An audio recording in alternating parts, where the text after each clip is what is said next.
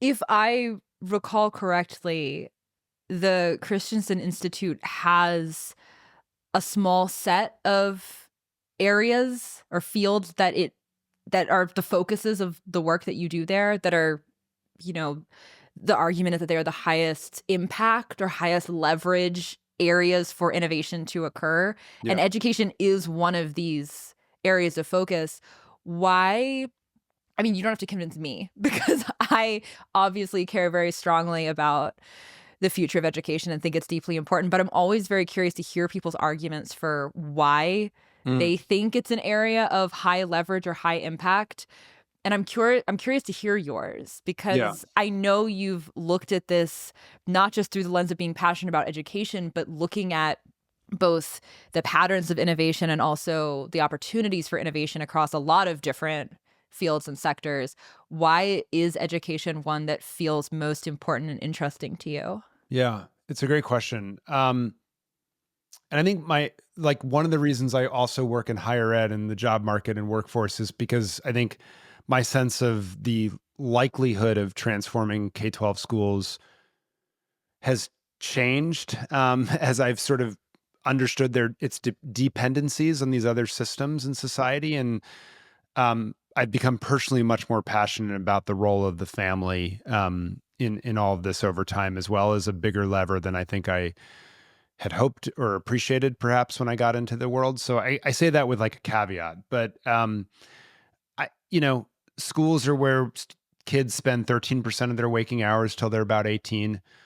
That seems like a small amount, but it's not an insignificant amount. And if we are building them up in a world in which sit and deliver, sit and get, deliver whole class, we don't care if you've mastered material, you move on to the next because of your age. Like, I just think we are so under investing and under realizing the promise of these kids coming through.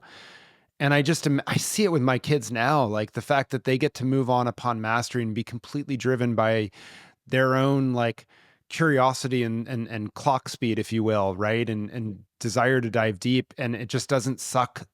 Like I was playing the game when I was in school. I was good at playing the game, really good.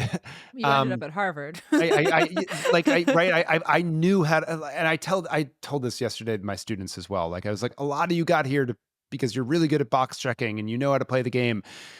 Your grade in this class is not going to be about any of those things.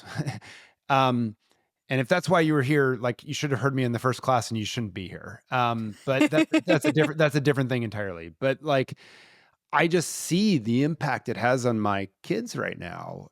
And their intrinsic motivation and their belief of what they can do and accomplish in the world. That's a really cool lever that many more that I mean, I think all individuals worldwide should have that opportunity, regardless of where you've been born or your zip code. And so I think schools, they're probably not the most important lever in that equation, but they're a pretty big one, and they are a big lever that can stamp it out. So just one more word on that. We talk a lot about growth mindset and agency and executive function and all these like some people call it social emotional learning. I don't love the phrase, but some habits of success, whatever. And so then like our schools, they implement an SEL unit or an SEL class or something like that. Growth mindset, very important. Carol Dweck, here's her research. And then you get into a class where you're like, okay, now I just labeled you a C. You have no ability to change that. That label is going to stay with you. Kids watch what we do far more than they listen to what we say. The world has just told you all that stuff about growth mindset. We don't actually believe it.